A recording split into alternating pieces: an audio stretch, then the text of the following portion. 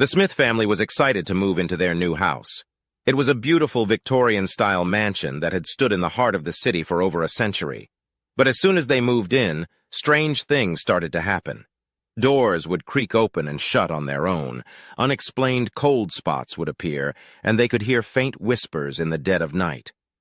At first, they tried to ignore the strange occurrences, thinking that they were just adjusting to a new home. But as the activity increased, they began to suspect that something was not quite right.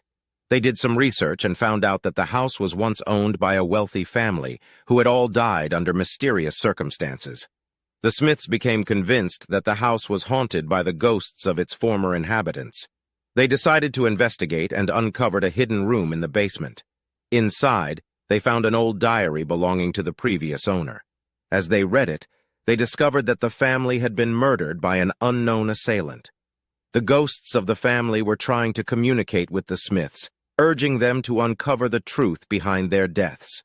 The family realized that they were the only ones who could help the ghosts find peace.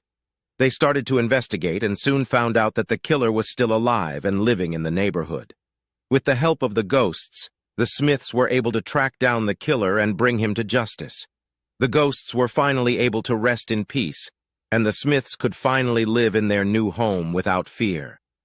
The family realized that sometimes the dead have a message for the living, and if we listen carefully, we can help them find closure and move on to the next world.